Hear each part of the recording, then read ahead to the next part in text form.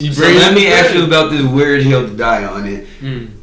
Ladies and gentlemen, for fans out there, this is really about the ones get us canceled. Getting canceled episode 1. Yo, let's get it. Let's go. Our resident white guy. Yeah. Okay. Do you miss Apu?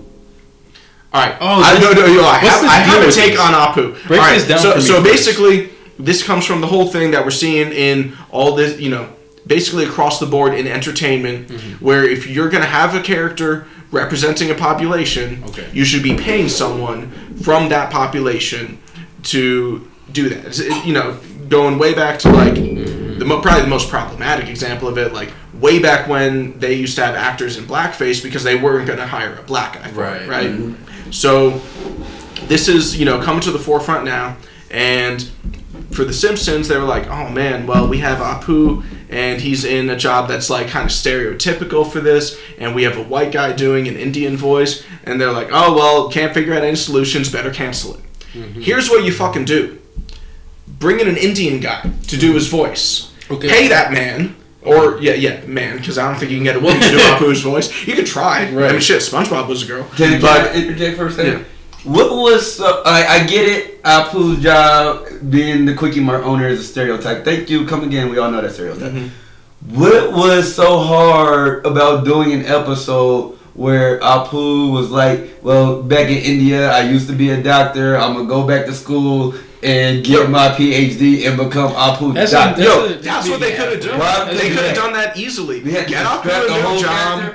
And change the voice, that's it? Yeah, get Apu a new job, change the voice. You don't even need to draw attention to it, but because it's a cartoon, you could. It's like, oh, he had like throat surgery. Oh, now he talks different or some shit. There's so many ways to do that without just removing the character, because you know what that does? That also removes representation for Indian and Indian Americans in the show. Who saw themselves in there. Like, there are no more Indians in Springfield at all. Yeah. There's still 2 black guys in Springfield. Yeah. There's 1 Mexican guy. There's only 1. That's right. Yeah.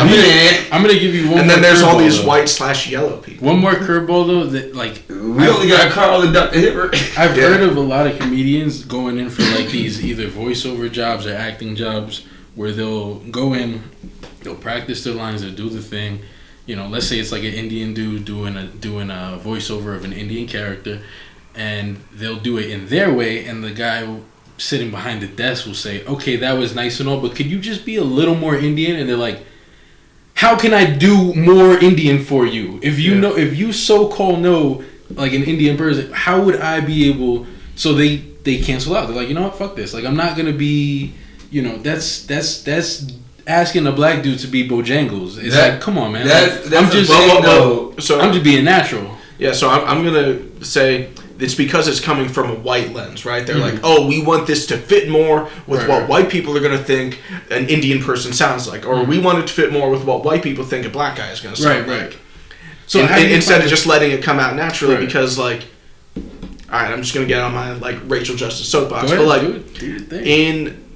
like, when you're white, you get to view other races as, like, all the same, right? Like, so all black people talk the same. All Indian people talk the same. All Asian people talk the same. Yada, yada, yada. So when someone comes on and doesn't fit that mold and they don't get to make this group a monolith, they don't get to say, oh, you're all the same. Then like, wait, hold on. No, you need to talk more black. Right.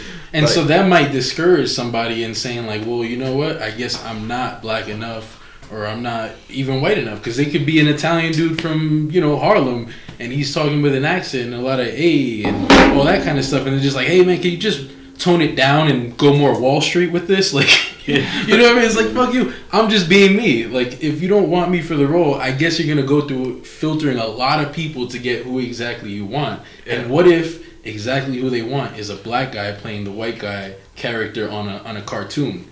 Now you just wound up full circle in like I guess this is what we're gonna. I'm not saying that this is what they do or anything, because I never worked this field before, but it could be something like that where they just like they just take who they can. Like you said, SpongeBob was a woman.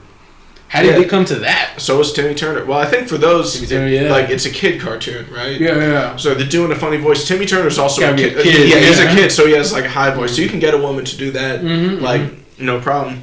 But for an adult, it's trickier. I just want to correct you guys. SpongeBob was actually voiced by a guy named Tom You're right. Kenny. Wait, is he now? You're right. Shit. Yeah. You're right. But there are a lot of male cartoon characters that are voiced by women. Timmy Turner, like you Chucky said. Finster being one of them. Bart Simpson. Bart Simpson. That's what I was thinking of. Yeah, it's a yellow character. Yeah. That's my excuse for fucking that yellow characters. That's hilarious, man.